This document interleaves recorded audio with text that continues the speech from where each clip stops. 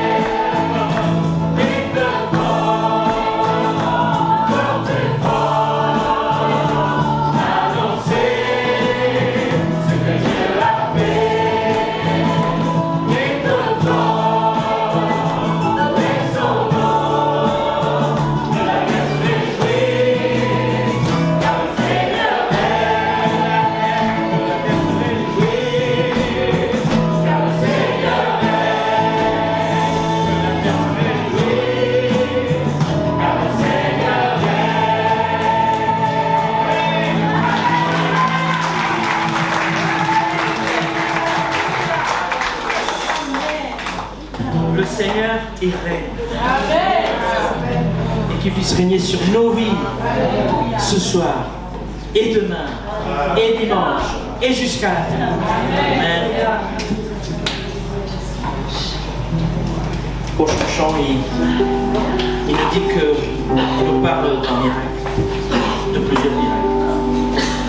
Il dit, tu transformas l'eau en vin, toucha les yeux de ta main, nul n'est comme toi. Nul n'est comme toi. Nul n'est comme Jésus-Christ.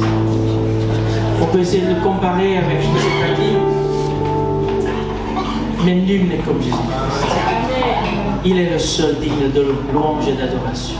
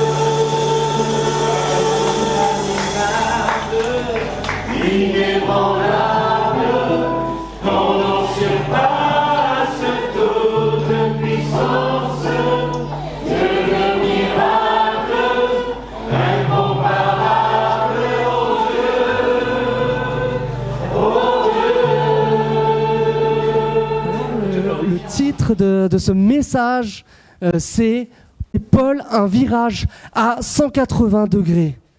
Ce soir, je veux te parler de l'événement le plus marquant de la vie de Paul. Cet événement qui va complètement révolutionner son existence. Cet événement qui va faire qu'il va prendre ce virage à 180 degrés. Il allait dans une direction pendant des années et à un moment donné, il va prendre la direction inverse. Et c'est ce que nous allons voir ce soir en lisant Actes chapitre 9. Alors je vais laisser s'afficher Actes chapitre 9 à partir du verset 1 et je vais vous inviter à suivre. Mais je vais vous faire une petite lecture un peu découpée. On va prendre au verset 1. Au verset 1, il est dit que Saul, donc c'est le nom de Paul, respirait toujours la menace et le meurtre contre les disciples du Seigneur. Il se rendit chez le grand prêtre et lui demanda des lettres pour les synagogues de Damas afin de pouvoir arrêter et amener à Jérusalem les partisans de cet enseignement qu'il trouverait, hommes ou femmes. Je vais m'arrêter là dans la lecture. Donc là, on découvre un homme, un religieux qui vraiment en veut à ceux qui ont cru que Jésus était le Fils de Dieu. Il en veut à ceux qui sont appelés chrétiens, à ceux qui croient que Jésus est le sauveur de l'humanité. Et il en veut tellement qu'il va voir le responsable religieux de son époque et il va obtenir un mandat spécial, un pouvoir, celui d'aller dans la ville de Damas pour pouvoir maltraiter, opprimer et mettre les chrétiens, hommes, femmes, en prison. C'est vraiment l'état d'esprit de Paul à ce moment-là. Et maintenant, je veux voir au verset 20 ce qui se passe. Est-ce qu'on peut prendre le verset 20 ? Ce qui se passe 3 jours plus tard.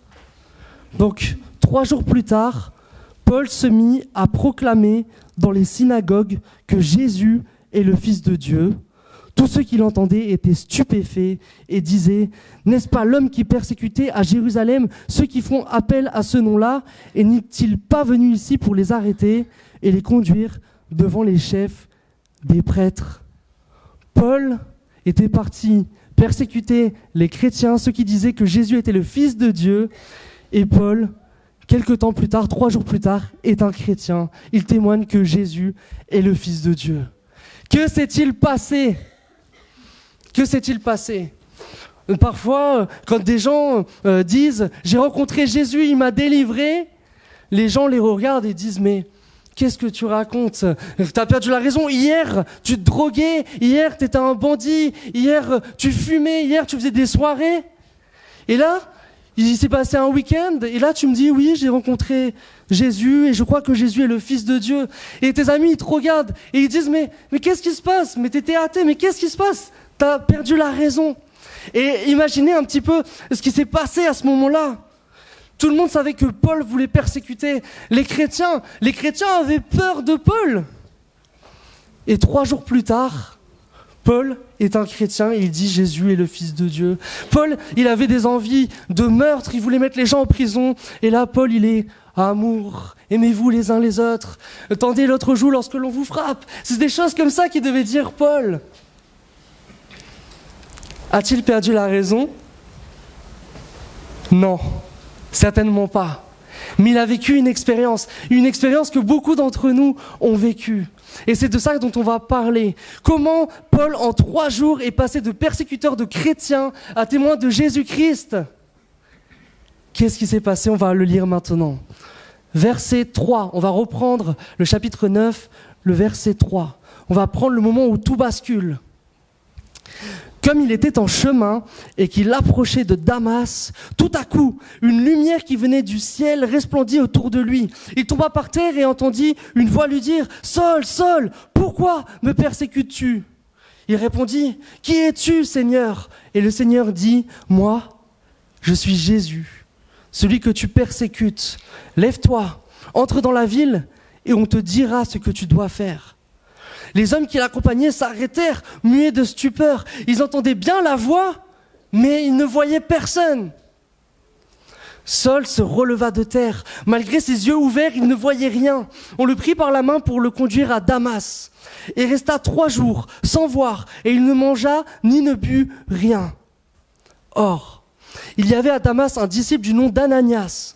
Le Seigneur lui dit dans une vision, « Ananias !» Il répondit, « Me voici, Seigneur. » Le Seigneur lui dit alors, « Lève-toi, va dans la rue qu'on appelle la droite et dans la maison de Judas, demande un dénommé Saul de Tarse. » En effet, il prit et il a vu en vision un homme appelé Ananias entrer et poser les mains sur lui afin qu'il retrouve la vue.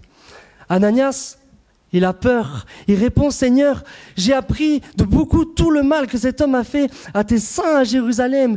Et ici, il a les pleins pouvoirs de la part des chefs des prêtres pour arrêter tous ceux qui font appel à toi. » Mais le Seigneur lui dit, « Vas-y, car cet homme est un instrument que j'ai choisi pour faire connaître mon nom aux non-juifs, aux rois et aux Israélites. Je lui montrerai tout ce qu'il doit souffrir pour moi. » Ananias partit. Une fois entré dans la maison, il posa les mains sur Saul en disant, « Saul, mon frère, le Seigneur Jésus qui t'a apparu sur le chemin par lequel tu venais, m'a envoyé pour que tu retrouves la vue et que tu sois rempli du Saint-Esprit. » Aussitôt, il tomba comme des écailles de ses yeux, il retrouva la vue. Il se leva et fut baptisé. Après avoir pris de la nourriture, il retrouva des forces. Il resta quelques jours avec les disciples qui étaient à Damas et se mit aussitôt à proclamer dans les synagogues que Jésus est le Fils de Dieu. Un récit vraiment extraordinaire, un récit vraiment passionnant que je t'invite ce soir à découvrir, à méditer. Ce qui s'est passé, c'est simple. Ça porte un nom, c'est la conversion. Paul s'est converti, non pas à une nouvelle religion, mais Paul s'est converti à Jésus-Christ.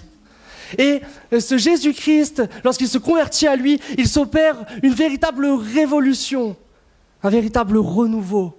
Voici, toutes les choses anciennes ont passé et toutes choses sont en train de devenir nouvelles pour Paul. Et au travers de ce récit, j'aimerais te parler de comment tu peux toi aussi vivre une véritable conversion. Celle qui te fait faire un demi-tour, celle qui fait que hier tu marchais comme ça et que demain tu marcheras d'une autre manière.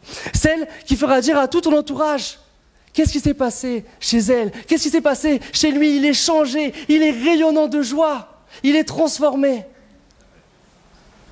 Ce soir, je veux t'inviter à la conversion. Comme Paul. Alors, bien sûr, la conversion de Paul, elle est unique. Bien sûr, la conversion de Paul, elle est extraordinaire. Je te dis pas que tu vas plus voir et je te le souhaite pas. Et que d'un coup, on va prier pour toi, ça va revenir. Je te souhaite pas ça. Mais ce qui est sûr, c'est que toutes les conversions que le Seigneur opère, elles sont merveilleuses. Elles sont parfaites. Il va se révéler à toi d'une manière unique. Et il le fera, si tu y crois. Oui, je vais vous parler de comment vivre la conversion. Je vais vous parler de la véritable conversion. Comment on fait pour faire demi-tour et d'aller vers Dieu alors qu'on avait une vie sans Dieu. La première chose que je voudrais voir avec vous ce soir, c'est que la révélation de Jésus-Christ est la base de toute conversion. Tu as besoin d'une révélation. Tu as besoin d'être touché par Jésus au-delà de l'intellectuel. Tu as besoin de vivre quelque chose dans l'émotionnel. Paul était un homme calé en théologie. Il connaissait plein de choses sur la loi de Dieu. On sait qu'il était disciple d'un religieux estimé, Gamaliel il s'appelait. C'était un religieux, un enseignant très reconnu. Il siégeait parmi les chefs du peuple, les chefs religieux. Et Paul, il était bercé dans toute la connaissance de la loi, des choses de Dieu intellectuellement. Il savait les choses. Mais ce que l'on découvre au travers le début de ce passage, c'est que le fait de connaître des choses sur Dieu, le fait d'avoir une grande connaissance, une grande culture, ça n'a pas changé son cœur. Ça n'a pas changé son cœur. Nous voyons dans Actes, au chapitre 9, verset 1, c'est ce qu'on voit au tout début, il respire la menace et le meurtre. Comment un homme si religieux peut avoir des sentiments aussi violents? Mais ça, c'était le cas de Paul. Et quand on lit un petit peu avant ce qui se passe dans Actes, on voit qu'à un moment donné, il y a un chrétien qui se fait lapider à cause de sa foi en Jésus-Christ. Il s'appelle Étienne. Et quand Paul voit ça, il est dit qu'il approuve le meurtre d'Étienne. Il voit un homme tué sous ses yeux et lui, il trouve ça bien. Et on sait même que, en fait, c'était compliqué de lapider Étienne avec des grosses vestes, des grosses tuniques. Et Paul était celui qui dit « Je prends ta veste, comme ça tu vas pouvoir avoir toute la mobilité pour jeter des pierres à la figure de cet homme jusqu'à le tuer. » Voilà le cœur de Paul. Paul, le religieux, Paul qui connaissait les choses de Dieu. Et l'ironie de tout ça, c'est que Jésus dit aux religieux, vous étudiez les Écritures et vous ne voyez même pas que toutes les Écritures parlent de moi. En fait, ça aurait dû le conduire à découvrir Jésus, et quand tu liras ta Bible, du début à la fin, ça parlera de Jésus. Et ça, les religieux, ils devaient le découvrir. Mais au lieu de ça, Paul n'a pas découvert Jésus. En étudiant la loi, avec son cœur, il en a conclu qu'il fallait martyriser, emprisonner, tuer ceux qui croyaient en Jésus. Quelle ironie! Et Paul, il sait une chose. Il sait que la lettre tue. Il sait qu'il faut une bonne disposition pour comprendre les choses de Dieu. Il sait qu'il faut l'Esprit de Dieu. Et comment on fait pour comprendre les choses de Dieu, nous qui sommes charnels? Eh bien, il faut rencontrer Jésus. Et quand tu vas rencontrer Jésus, les choses de Dieu vont apparaître plus claires, comme elles l'ont été pour Paul. Ça va te paraître comme une évidence. C'est ce que hier tu n'arrivais pas à faire, tu vas réussir à le faire. Alors on va voir la rencontre de Paul avec Jésus. Paul est sur donc cette route de Damas, et là il y a un tout à coup. Là il se passe un tout à coup de Dieu, comme un klaxon. Comme un klaxon qui va finalement le bloquer dans sa marche, le bloquer dans son avancée. Là, il va y avoir une lumière qui va venir l'aveugler. Il ne peut plus avancer. Paul, il se retrouve à genoux aveuglé par cette lumière. Déjà, c'est extraordinaire. Et là, il va entendre une voix. Alors qu'il n'y avait personne autour, les gens entendent une voix, mais il n'y a personne devant eux. Et cette voix dit « Saul, Saul, pourquoi tu me persécutes ?» Paul, il dit « Mais qui es-tu, Seigneur ? C'est moi, Jésus, que tu persécutes. » Est-ce que vous vous rendez compte à quel point c'est extraordinaire, cette rencontre? Est-ce que vous vous rendez compte que Jésus, là, est en train de se révéler à lui? Et là, il lui dit, lève-toi de là et va à Damas. Mais il ne lui donne pas d'autres instructions, Jésus. Mais donc Paul, il se fait conduire à Damas par ceux qui l'accompagnaient. Et là, il va se passer 3 jours. Et il est dit que pendant 3 jours, Paul ne mange pas, ne boit rien, il est aveugle et il prie. Et vous savez, ce n'est pas écrit, mais je pense que pendant ces 3 jours, Paul est en train de ressasser. Il est en train de se dire, en fait, ce que je pensais être juste, moi qui pensais être bien dans la religion, etc., je faisais mal. Et je pense qu'il regrette. Il regrette et il prie. Et il y a ce disciple de Jésus, Ananias, qui vient, il lui impose les mains au nom de Jésus et il retrouve la vue. Et là, Paul, il comprend vraiment qui est Jésus. Il comprend que, certes, il méritait d'avoir été jugé pour son attitude. Il était aveugle spirituellement et Jésus avait permis qu'il soit aveugle physiquement. Mais il a aussi compris que Jésus était un Dieu de grâce. Il était ce Dieu qui voulait lui faire recouvrer la vue physique et la vue spirituelle. Paul comprend à ce moment-là qui est le Seigneur, Jésus. Et lorsqu'il a compris ces choses, c'est là que sa vie prend un tournant. Et c'est comme cela qu'il passe de persécuteur des chrétiens à chrétien. Alors, où je veux vous amener? Je veux vous amener au fait que Paul n'était pas un témoin oculaire de la crucifixion de Jésus. Il y a des gens qui ont vu Jésus faire des miracles. Il y a des gens qui ont vu Jésus crucifié.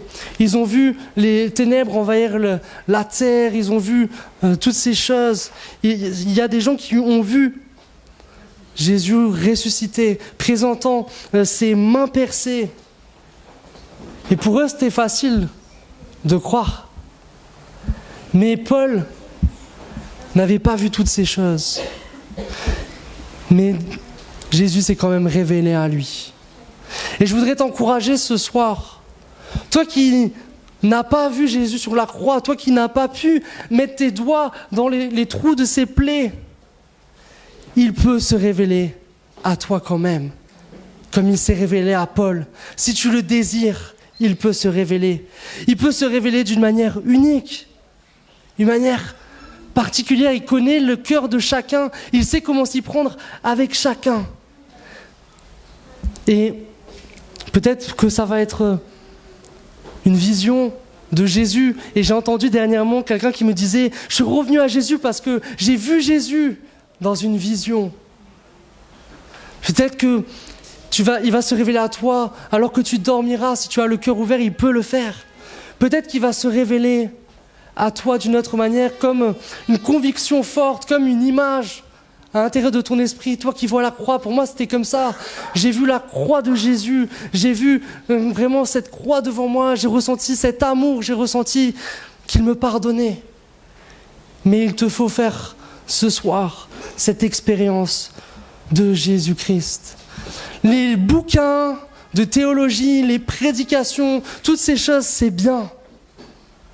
Mais rien ne remplacera un face-à-face avec Jésus. Rien ne remplacera le moment où tu le rencontres enfin. Rien ne remplacera ce moment où tu tombes à genoux devant lui et tu réalises sa grandeur. Rien ne remplacera ça. Alors ça, tu dois le vivre. Ça, tu dois y aspirer. Et si tu y aspires, tu le verras s'accomplir dans ta vie. L'évangile, c'est une puissance, c'est pas des choses qu'on apprend, c'est pas un style de vie, c'est pas des règles. C'est une puissance, c'est Dieu qui vient dans notre vie, c'est Dieu qu'on rencontre. L'évangile, ça se reçoit pas d'abord avec la tête, mais avec le cœur. Et c'est pour ça que c'est simple l'évangile. T'as pas besoin d'avoir fait de hautes études, t'as pas besoin de parler 15 langues. T'as juste besoin d'avoir un cœur ouvert. Et le Seigneur peut se révéler à toi. Et vous savez, le Seigneur a vu que Paul s'y prenait de la mauvaise manière. Mais la vérité, c'est que Paul, il n'avait pas un mauvais fond. Il savait juste pas comment faire. Il n'avait juste pas tout compris. Et peut-être que tu t'es trompé par moment. Peut-être que tu as pris Dieu de la mauvaise manière. Mais le Seigneur Jésus, il s'en fiche de ça. Il voit juste que tu l'as cherché. Et il veut se révéler à toi pleinement maintenant. Alors, on prendra plus tard un temps, mais si toi, ce soir, tu veux rencontrer le Seigneur Jésus, on va prier ensemble. Et je crois qu'il peut le faire, et je crois qu'il peut changer ta vie. Mon deuxième point, c'est que la révélation de qui est Jésus, ça ne suffit pas à produire vraiment cette conversion, à produire le fait que tu vas faire un virage à 180 degrés. La vérité, c'est que nous avons encore un rôle. Nous devons répondre à cet appel que Jésus donne. Jésus a donné un appel à Paul et Paul a décidé de le suivre. Il ne s'est pas contenté juste de rencontrer Jésus, il l'a suivi. Et mon deuxième point, c'est que la conversion véritable, eh bien, elle se concrétise par un engagement. Il faut s'engager avec Jésus. Paul, il aurait pu, après avoir eu cette vision, après avoir entendu la voix du Seigneur, après avoir été guéri, il aurait pu se dire, c'était une expérience formidable, je le laisse dans un coin de ma tête, et puis quand j'aurai le temps, je creuserai. Et combien de gens font ça ? Et j'espère que ce n'est pas ton cas. Je parlais dernièrement avec un homme, il me disait « J'ai vécu un moment extraordinaire. Dieu m'a vraiment parlé. J'ai compris que Dieu voulait une relation avec moi. » Et les gens, je leur ai dit, et ça les a choqués. Et j'ai dit « C'est bien. Et alors, où tu en es aujourd'hui ?»« Oh ben, c'était il y a 15 ans et je verrai plus tard. » Mon gars, ça vient bientôt la retraite. C'était il y a 15 ans. C'est pas pour plus tard, c'est pour maintenant. C'est maintenant que tu dois chercher à aller plus loin. Paul ne s'est pas contenté de cette révélation. Paul a pris des décisions radicales, des décisions où on ne peut pas revenir en arrière, des décisions irréversibles. Ces décisions, c'est de se faire baptiser. De se faire baptiser au nom du Seigneur Jésus-Christ, le nom qu'il persécutait. Voilà la première décision de Paul. Il se leva et fut baptisé. Et c'est pas de la blague. On peut penser même qu'il l'a fait publiquement parce qu'on le faisait dans des cours d'eau. Paul, le persécuteur, va être baptisé. Peut-être des gens l'ont vu. Et par là, il va proclamer, oui, je crois que Jésus-Christ est mon sauveur. Oui, je me suis trompé. J'étais un persécuteur, mais c'est moi qui avais tort. Oui, je prends cet engagement devant tous. Oui, je me discrédite vis-à-vis de tous ceux qui pensaient que Jésus, c'était un faux prophète.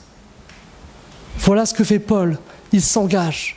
La deuxième chose que Paul fait, c'est qu'il témoigne publiquement de Jésus-Christ. La première chose qu'il fait après avoir retrouvé des forces, il proclame que Jésus est le Fils de Dieu. Et vous comprenez un petit peu l'impact de ces décisions. Comme je vous l'ai dit, il n'y a pas de retour en arrière. Il ne va pas pouvoir revenir comme ça quelque temps après et dire oui, finalement j'étais mieux avant, je voudrais reprendre mes fonctions comme auparavant, je voudrais être estimé comme auparavant. Non, pas de retour en arrière pour Paul. Paul, il a tout abandonné pour Christ. Par 2 décisions, il abandonne tout. Sa place de religieux estimé, certainement ses amis, son travail, parce que c'était son travail aussi, peut-être même sa famille. Tout ça, il y renonce. Et on voit plus tard dans les écrits de Paul quelle est sa pensée. Il dit par rapport à tout ce qu'il avait avant de connaître Jésus-Christ, il dit « Je considère aujourd'hui tout cela comme des déchets afin de gagner Christ. Je considère toute chose comme une perte en comparaison de connaître Jésus-Christ. » Et c'est pour lui que je me suis privé de tout avantage personnel. Et vous savez, c'est ça la vraie conversion. Je ne suis pas là pour vous dire seulement, voilà, vous allez vivre un moment fort, vous allez avoir des guilis, ça va vous faire tout chaud dans le cœur parce que Jésus va vous toucher. Mais il faut un engagement derrière. Ne cherche pas une expérience pour une expérience, mais comprends ce soir qui est Jésus, comprends qu'il est Dieu, comprends qu'on n'est pas là pour faire des guilis-guilis, pour avoir chaud dans le cœur, mais pour vraiment vivre une relation avec lui. L'attitude de Paul, c'est le signe d'une véritable conversion. Jésus a dit dans Matthieu 16, versets 24, 25, « Si quelqu'un veut venir après moi, qu'il renonce à lui-même, qu'il se charge de sa croix et qu'il me suive, car celui qui voudra sauver sa vie la perdra, mais celui qui la perdra à cause de moi la retrouvera. » C'est ce qu'a fait Paul, renonçant à tout pour Christ. Soyons comme Paul ce soir. Peut-être que tu as eu une expérience par le passé avec Jésus. Peut-être qu'il t'a parlé et tu t'es pas rendu compte que ça aurait dû avoir plus d'impact dans ta vie. Tu t'es pas rendu compte qu'il fallait que naisse de ce moment un engagement sérieux. Et ce soir, c'est peut-être le moment pour toi de revenir un petit peu en arrière, de revenir à ce jour où le Seigneur t'a touché. C'est peut-être le moment pour toi de dire « Je te demande pardon, je ne t'ai pas pris au sérieux, je te demande pardon. J'aurais dû m'engager avec toi ce jour-là, je ne sais pas ce que j'ai fait. » Vous savez, avant de vraiment donner ma vie au Seigneur, le Seigneur m'a touché à de nombreuses reprises pendant toute mon enfance. Mais ce n'était pas suivi d'effet.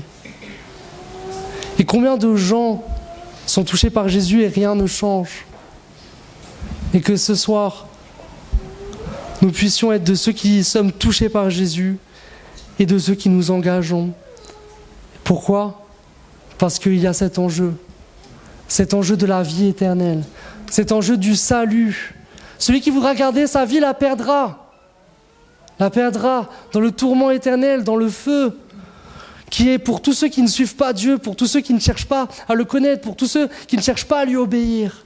Mais celui qui perdra sa vie, celui qui sera prêt à renoncer à ses biens matériels, celui qui sera prêt à renoncer à sa réputation, celui qui sera prêt à renoncer à ses projets à cause de Jésus-Christ, alors celui-là la retrouvera, celui-là sera sauvé, celui-là verra la porte des cieux grand ouverte.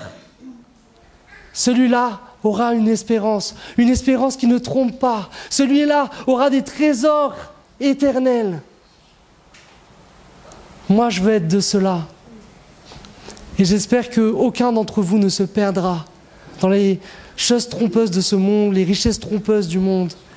Mais j'espère que chacun discernera que le vrai trésor, c'est de connaître Christ et de lui appartenir et de le servir. Alors je veux conclure ces moments par un temps de prière et je vais inviter tout le monde à courber vos fronts, à nouveau à fermer vos yeux et on respecte ce temps particulier, on ne se regarde pas les uns les autres et je vais faire 2 appels. Je vais faire un appel pour tous ceux qui veulent être touchés par Jésus. Est-ce qu'il y a ce soir des gens qui veulent être touchés par Jésus pour la première fois? Est-ce qu'il y a des gens qui veulent avoir cette révélation de Jésus pour la première fois? Ou peut-être qu'il y a des gens qui ont besoin d'avoir à nouveau cette révélation. Si tu es dans ce cas-là, si tu veux que Jésus se révèle à toi à nouveau, lève ta main maintenant et je vais prier pour toi. Est-ce qu'il y a d'autres gens qui ont soif de rencontrer Jésus, qui puissent lever la main? Le Seigneur Jésus vous a vu chacun et je vais prier. Merci Jésus parce que tu frappes à la porte des cœurs ce soir. Tu es celui qui frappe et tu dis que celui qui t'ouvre, tu viendras et tu mangeras avec lui, tu dîneras avec lui. Et je prie pour que ce soir, ces cœurs qui sont ouverts, tu puisses les remplir de ta présence en cet instant. Je prie, Seigneur, que tu puisses convaincre que tu es la vérité. Je prie que tu puisses convaincre que tu es le chemin. Je prie pour que tu puisses convaincre que tu es la vie. Je prie pour que tu deviennes concret dans leur vie. Je prie pour qu'ils te connaissent en tant que personne, qu'ils te connaissent en tant qu'ami, qu'ils aient une intimité avec toi. Seigneur, révèle-toi à plusieurs. Amène-les devant la croix. Amène-les devant cette croix où tu as obtenu le salut. Amène-les devant cette croix où tu as obtenu le pardon des péchés par ton sang. Qu'ils puissent recevoir pleinement l'œuvre de la croix dans leur cœur. Qu'ils puissent avoir cette révélation complète de la croix dans leur cœur. Qu'ils puissent être touchés à salut. En ton nom. Amen. Je veux faire un deuxième appel. Je veux faire un appel pour ceux qui ont déjà été touchés par le Seigneur. Je veux faire un appel pour ceux qui même ont commencé à avancer avec lui. Un appel à t'engager véritablement. Peut-être que par le passé, tu ne t'es pas engagé, mais ce soir, simplement en levant ta main, tu vas dire à Dieu, ça y est, je m'engage à te suivre. Est-ce qu'il y a des gens ce soir qui veulent s'engager à suivre Jésus résolument? Amen. Est-ce qu'il y a d'autres personnes qui se disent maintenant, je vais aller plus loin? Alléluia. Le Seigneur a vu les mains qui se lèvent. Merci. Merci Seigneur pour ces personnes qui s'engagent. Je prie maintenant que tu puisses rendre plus fort leur engagement. Je prie que tu puisses ancrer profondément cet engagement dans leur cœur. Je prie que tu puisses les aider à prendre les bonnes décisions pour sceller cet engagement devant toi. Je prie Seigneur pour que tu amènes au baptême, conformément à l'obéissance, ceux qui s'engagent. Oui Seigneur, conduis chacun dans cet engagement. C'est toi qui nous mènes toutes les choses à la perfection. Cette œuvre que tu commences, c'est toi qui la termines dans la vie de chacun.